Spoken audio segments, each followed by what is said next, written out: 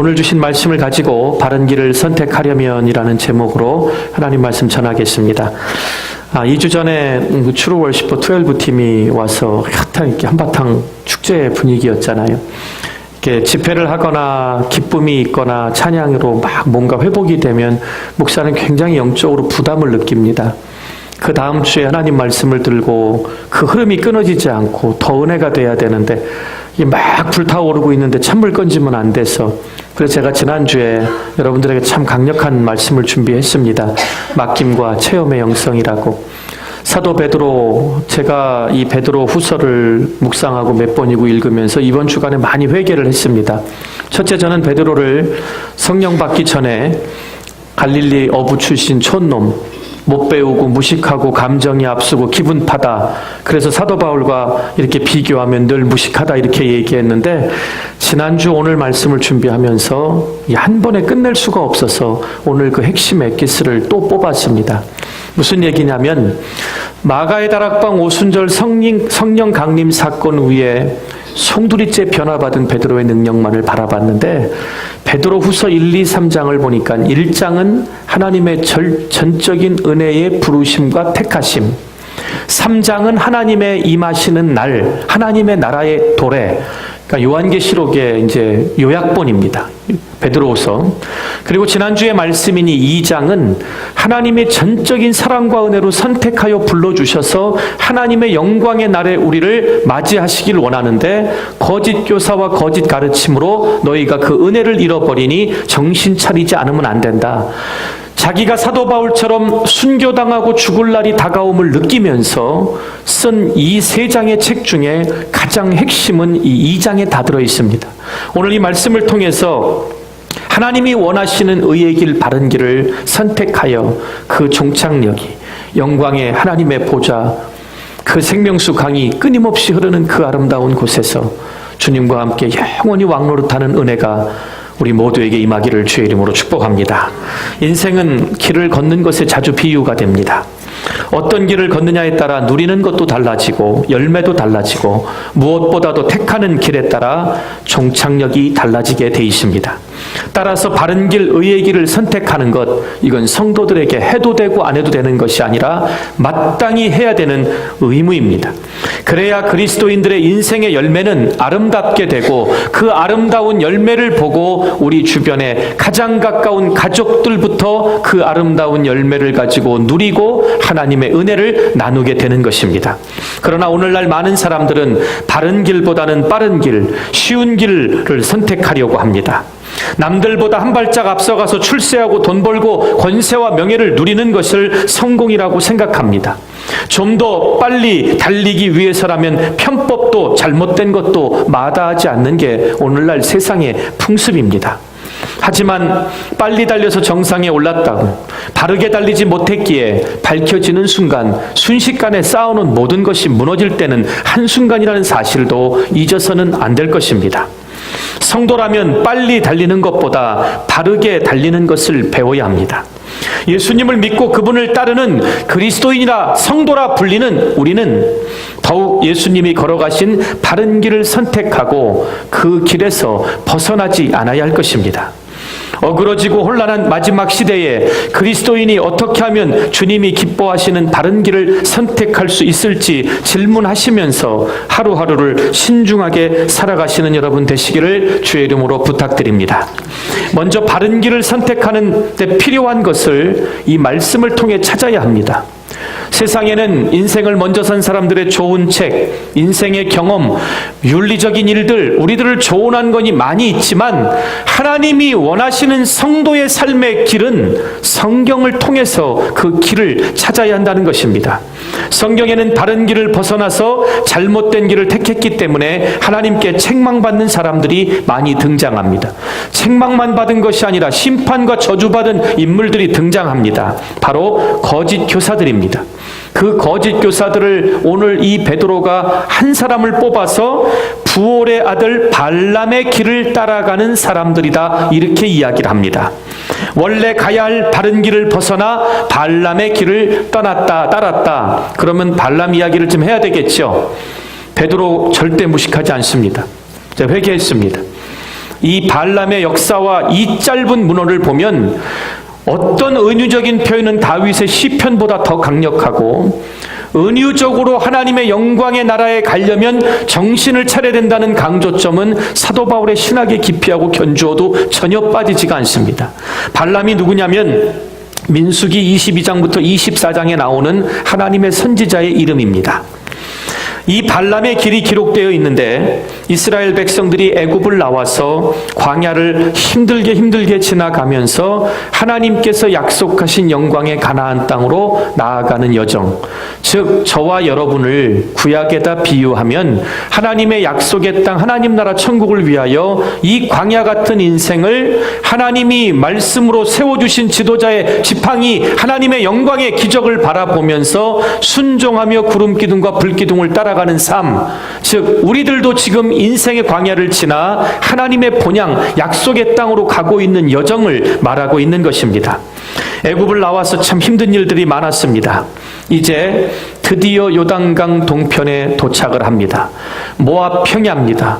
어마어마하게 수백만 명이 텐트를 치고 이제 이 요단강만 건너가면 젖과 꿀이 흐르는 땅, 하나님의 임재가 그들을 보호하며 함께하는 그 영광의 땅을 목전에 바라보게 됐습니다. 근데 이스라엘 백성들 입장에서는 약속의 땅 종착역이 보이니까 흥분되고 기뻤지만, 원래 땅의 주인이었던 원주민들 입장에서는 어땠을까요? 발등에 불이 떨어진 것입니다. 오늘 거기 나오는 사람이 누구냐면 이 모압 땅의 왕이었던 발락입니다. 오늘 조시다 보면 발람과 발락이 헷갈립니다. 발락은 모압의 왕이고 발람은 하나님의 선지자입니다. 그래서 이 이방의 왕이 오는 길에 소문을 들은 것입니다. 이들이 군대를 조직한 것도 아니고 그냥 급하게 이삿짐도 제대로 챙겼겠어요? 하나님의 죽음의 사자가 6월절날 장자를 다 쳐 죽이고 새벽에 준비 땅 하면 나가라 그랬는데, 키우던 짐승, 보따리 덜그럭 다 싸가지고 나와서 오는 데마다 가로막는 모든 민족들은 하나님이 이스라엘 백성들 발 앞에 꿀리고 진멸을 시키셨어요. 대표적인 게 아말렉이죠. 이런 부족국가의 시대에 소문이 빠릅니다. 무역 때문에, 목동들이 돌아다니기 때문에. 그랬더니 그 주인공들이 모압 평지에 와서 텐트를 쳐놨는데 수백만 명의 텐트를 한번 보시기 바랍니다. 군대의 진 같았습니다. 그래서 내 왕권을 지키고 이 나라를 지키고 내 백성을 지키려면 이들을 이겨야 되는데 싸울 엄두가 나지 않습니다. 대적했던 모든 민족을 하나님이 다 죽이셨습니다. 그래서 생각한 게 뭔지, 용한, 예언을 잘하고 점을 잘 치는 용한 사람을 찾아야 된다. 그래서 찾아낸 사람이 발람입니다. 발람이 살던 부돌 지역이 어디냐 했더니 성경에 보니까 유프라테스 강이 시작되는 상류입니다. 그러니까 지금 우리 마일리지로 따지면 460마일, 여기서 LA까지가 350마일이니까 훨씬 멀지요. 그렇게 멀리 떨어져 있는 아주 신통한 사람, 이 계시의 은사를 가지고 앞일을 잘 마치고 사람들의 속에 숨긴 것을 찾아내는 은사가 있는 하나님의 선지자를 찾아서 이제 작전을 짜는 것입니다. 힘으로는 이길 수 없으니 발람이라는 선지자를 금은보화를 주고 데려다가 높은 산에 데려다 이스라엘 백성들을 바라보고 저주를 퍼부어서 망하게 해달라. 이것이 발락 왕의 계략이었습니다. 그래서 원래 발람은 어떻게 선지자가 됐는지 그런 기록은 없는데, 그 살던 동네에 예전에 갈대아우로부터 하란까지 여정을 살펴보면 한참 뒤의 이야기이긴 하지만 좀 신통하고 이렇게 하늘에 이런 것들을 잘 보던 사람이었던 것 같습니다. 그러던 어느 날 이 발람이 하나님을 만나게 됐고 하나님을 알게 됐고 하나님의 뜻을 교통하는 가운데 파악하게 됐습니다. 민수기 22, 23, 24장에 보면 3번에 걸치고 마지막 4번의 예언을 보면 이 보통 사람이 아니었다라는 기록이 있습니다. 그런데 어느 날부터인지는 모르겠지만 이제 하나님의 일을, 뜻을 파악하는 선지자로 살아가고 있었는데, 모압 왕은 발람의 이런 배경을 알고 금은보화와 함께 귀족들을 보내서 이 선지자를 모셔오려고 합니다. 뭐라고 했냐면, 내가 원하는 대로 이스라엘 백성을 저주하고 점을 쳐서 내가 원하는 점괘가 나오면 복채를 많이 주겠다. 그리고 복채에다 얹어서 권세도 주겠다. 이 얘기를 듣고 발람이 뭐라고 했냐면, 나에게 하룻밤 말미를 달라. 내가 하나님께 여쭤보고 기도해보고 너에게 답을 주겠다 아침에. 이 얘기를 듣고 참 기가 막혔어요. 하나님의 선지자가 하나님 앞에 하나님의 뜻을 분별하여 하나님 앞에 계시를 해야 되는 인간이 하나님의 약속으로 끌고 가는 백성들을 저주해서 죽게 해달라고 점을 쳐도 될까요 말까요? 이게 밤을 새서 기도할 문제입니까? 신앙생활 하다 보면 옳은 길인지 잘못된 길인지 본인들이 압니다. 정말 양심의 화인 맞아서 모르는 경우 빼놓고는요, 깨닫지 못하는 경우는 빼놓고 성도들 스스로가 내가 말씀과 기도 앞에 하나님 말씀 앞에 바로 살고 있는지 아닌지는 본인들이 제일 잘 압니다.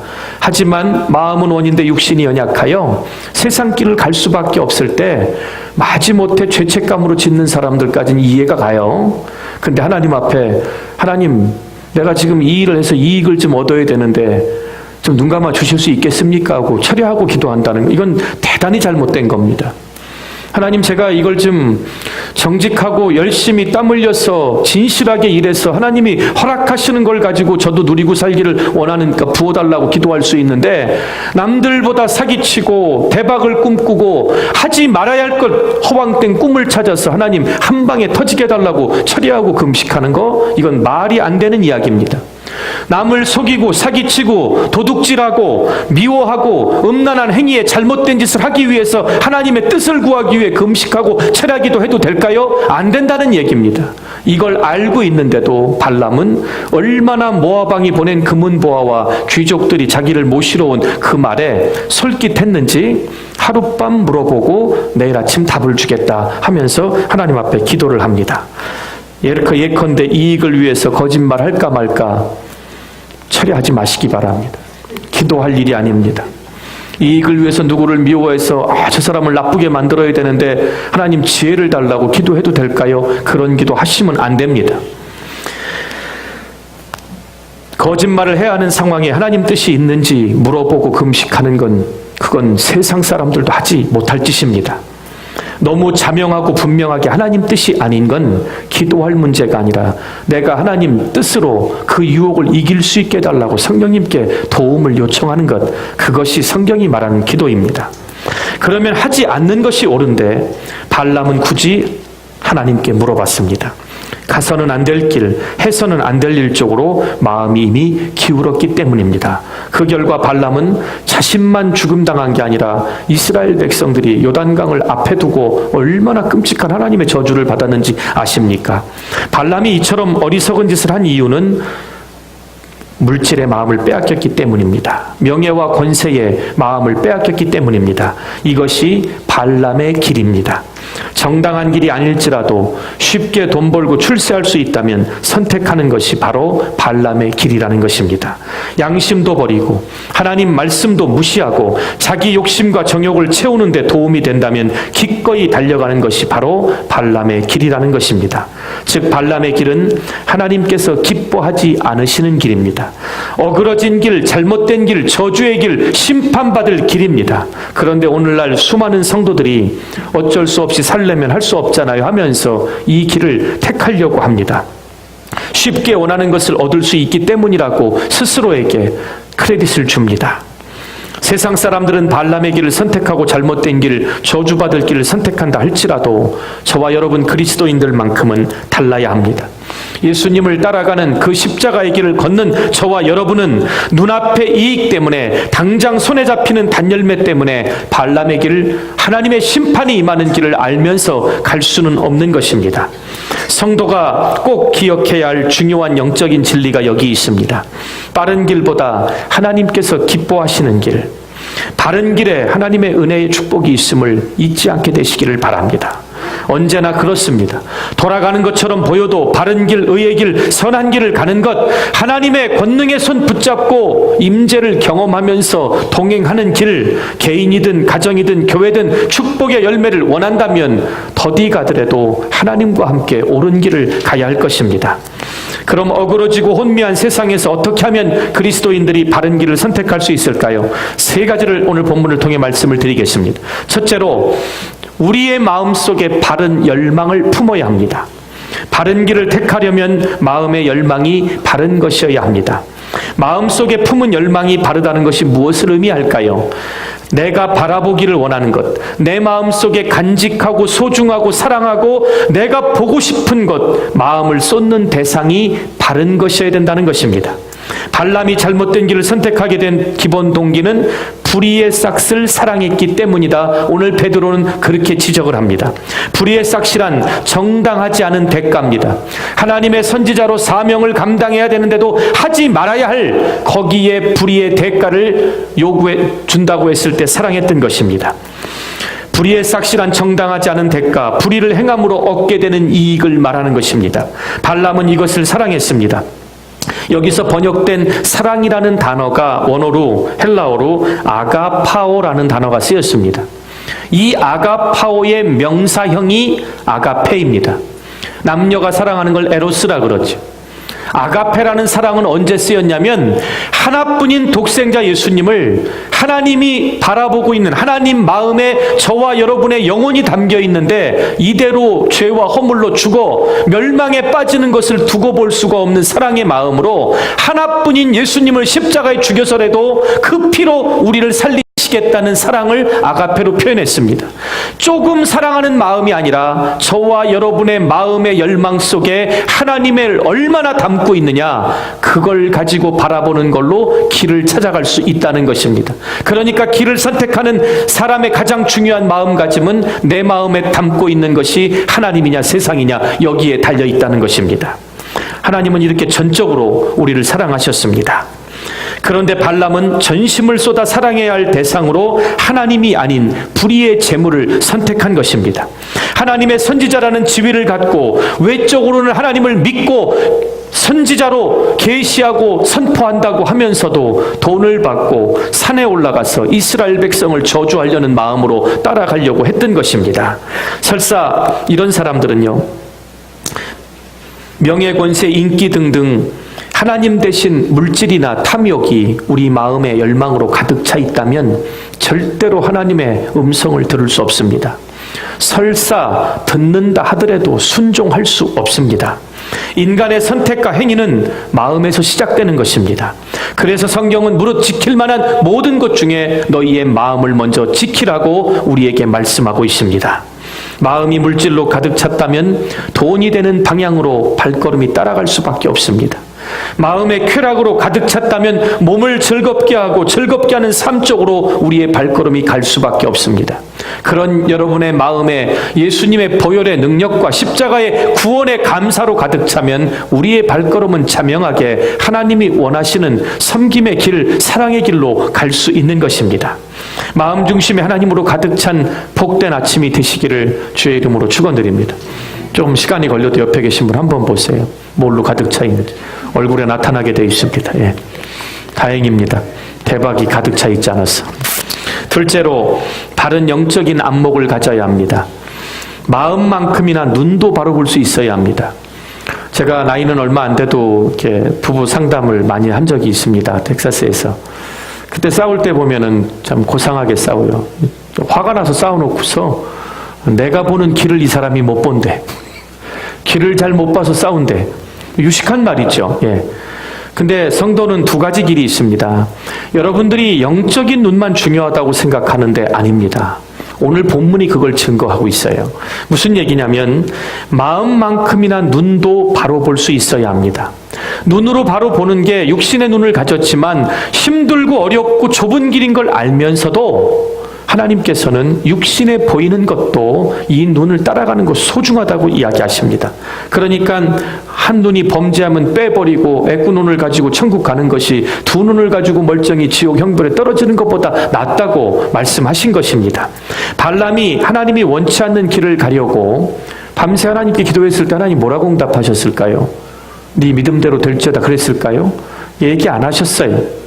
응답이 없으면 보통 어떻게 깨닫죠? 나쁜 놈들이 하나님이 나를 응답하시냐고 침묵하고 계시구나 이렇게 해석을 합니다. 그러고 아침 일찍 자기가 타던 나귀를 준비해서 길을 떠납니다.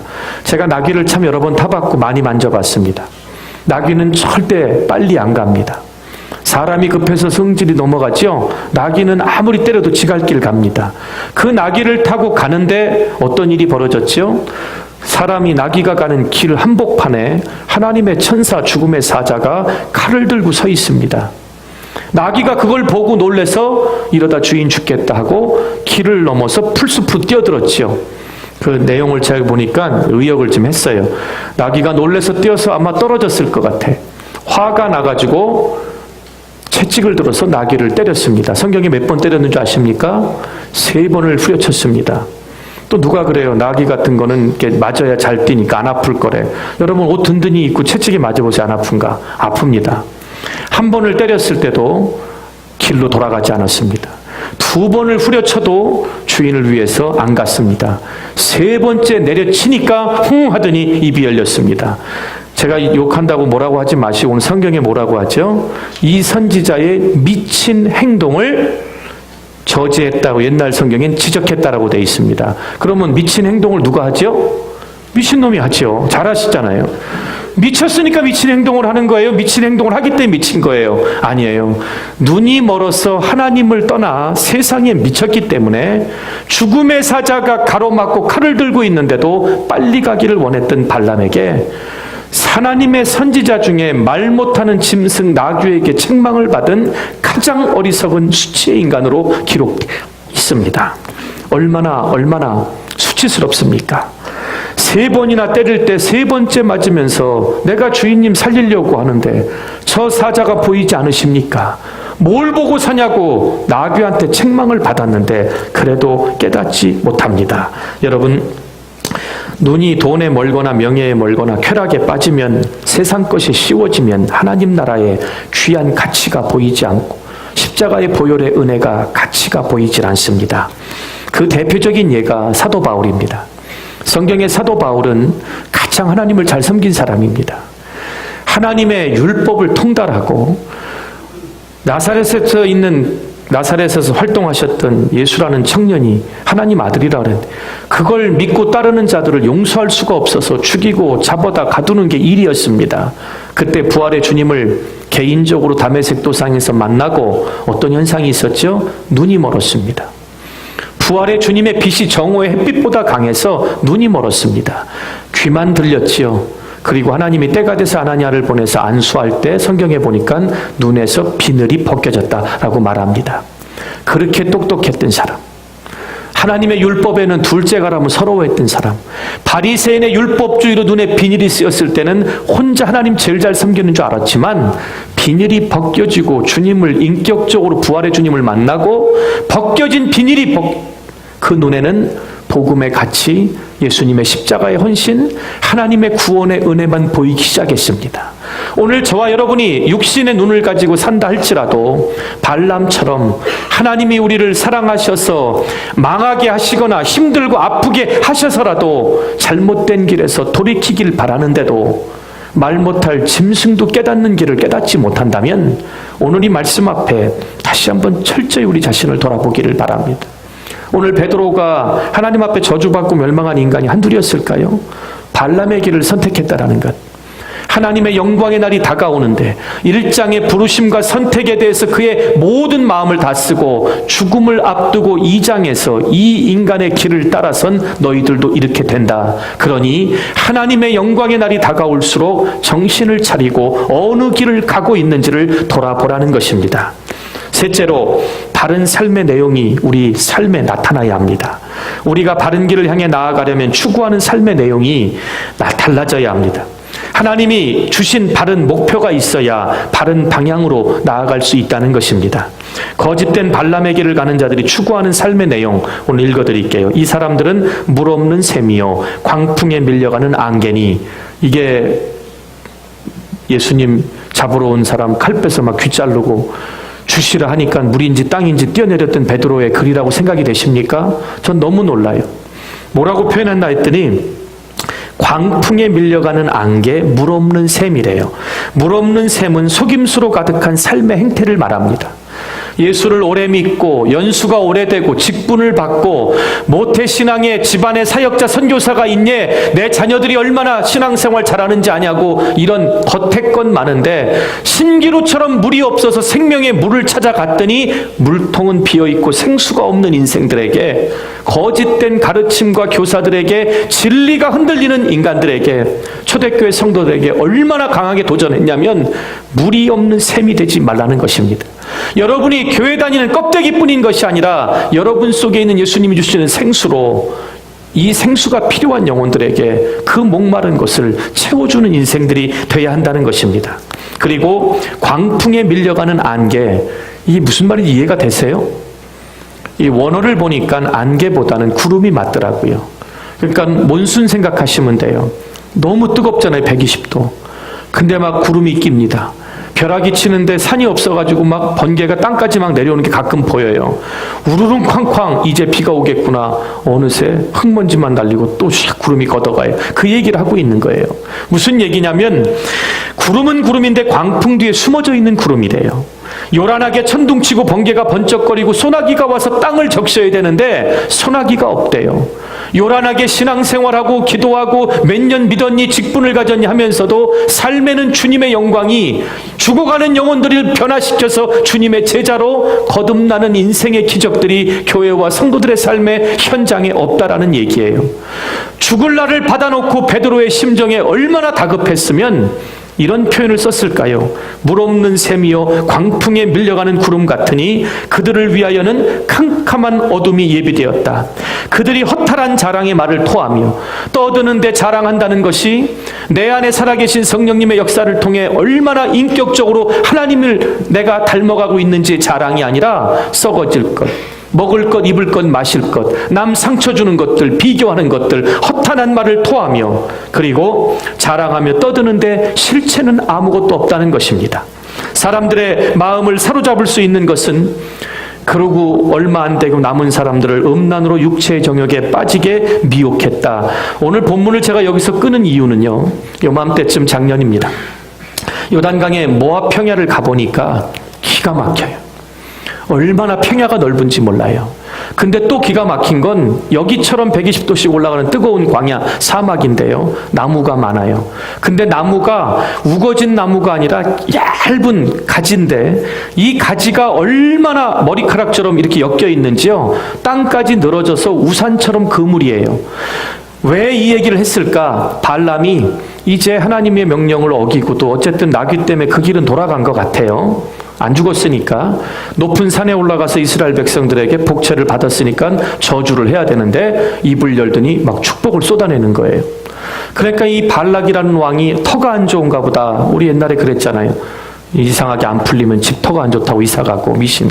그래 터를 옮겨갖고 또 다른 데 갔더니 또 축복하는 거예요. 3번이나 하고 나니까 화가 났을까요, 안 났을까요? 내가 당신 모셔오느냐고 드린 돈이 얼만데 저주는 그냥 축복을 하냐고. 그랬더니 여기서 뭘 깨닫냐면 하나님의 뜻을 어기고 갔을 때 불의한 것을 받으면요, 잘못된 걸 알고 하면 안 되는 줄 알면서도 불의한 받은 돈값을 하더라고요.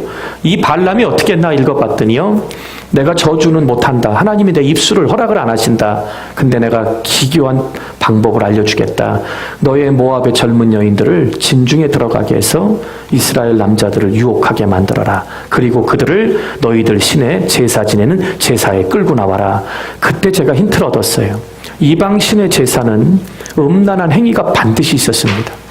어린아이를 잡아서 피를 뿌려가면서, 그래서 하나님께서 인신제사와 우상 앞에 음란한 행위의 제사를 용납하지 않으시겠다.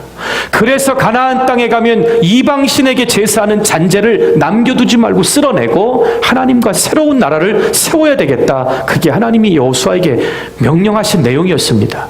그런데 가보니까 벌건 대낮에 여기처럼 돌산 이런 게 없이 모압 평지예요. 그런데 왜 거기가 음란한 장소가 됐냐 했더니 그 시딤 나무가 어디냐면요, 나무 그늘에 들어가면 대낮에도 사람이 안 보입니다. 아무리 뜨거운 사막이 내리쪼여도 우산처럼 그늘이 되면 바람이 통해 요단강에서 불어오는 바람 때문에. 근데 그 시딤 가지를 꺾으면 이만한 가시가 나오는데 그 가시로 예수님의 십자가 질 때 면류관을 만든 가시 면류관의 재료가 그 가시입니다. 이 더럽고 음란한 모든 죄, 예수님의 머리를 찔른 그 피가 그 음란한에서 그 가시에서 나왔다는 것입니다. 그곳에서 여기까지 왔는데 그 젊은 모압 여인들의 유혹에 넘어가서 막 제사 지내면서 하나님 앞에 음란한 행위를 하자 하나님이 연병을 보내서 그 남자들을 쳐 죽이셨습니다. 나중에 그 문제가 해결되고 원인을 찾았더니 발람이야. 그를 끌어다 죽였습니다. 저와 여러분을 하나님께서 예수님을 십자가에 내주시면서 남도 죽이고 나도 망하고 죽으라고 우리를 부르셨습니까? 나에게 주신 영원한 생명 때문에 사랑하는 남편, 아내, 부모님, 자녀, 형제, 자매, 적어도 내 친구들, 나를 믿고 내 말을 듣고 따라올 수 있는 사람들에게는 여러분 속에 있는 생명을 나눠주라고 하나님 우리를 부르신 거 아니냐는 것입니다. 오늘 이 말씀이 여기서 끊으면 이게 도대체 무슨 본문일까 하는데요. 베드로가 죽음을 앞두고 성령님이 주신 지혜로 내가 떠나갈지라도 맡김과 체험의 영성을 통해 변화산에서 하나님의 모습, 예수님의 모습을 봤던 그에게는 그 영광 앞에 이 백성들이 무너지는 것을 두고 볼 수가 없었던 거예요. 오늘 교회는 십자가와 간판이 있다고 교회고 성도가 아니라 여러분이 발람의 길을 가고 있다면 눈이 어두워서 하나님의 죽음의 천사가 가로막고 있는 걸 떨쳐내고 간다 할지라도 마지막 순간에도 하나님이 입술을 열어 저주하지 않게 했으면 하나님의 뜻을 따라 돌이키는 길, 그 길이 바로 살 길이고 의의 길임을 믿게 되시기를 바랍니다. 오늘 이 내용이 구약 전체 민수기를 요약한 것을 한 구절에 써놨어요. 오늘 베드로처럼 성령 충만함이 우리에게 임하더라도 그 전에 주님을 만난 확실한 거듭남의 체험이 있다면 성령님의 은사가 부어질 때 그건 깨달음으로, 능력으로 우리 삶의 교회에 나타날 줄 저는 믿습니다. 혹시라도 마음은 원이로 되 육신이 연약하여 발람의 길에 있는 분이 있다면 오늘 하나님 말씀 앞에, 깨달음 앞에 철저하게 주의 길로, 의의 길로, 생명의 길로 돌아서는 결단이 있기를 주의 이름으로 축원드립니다.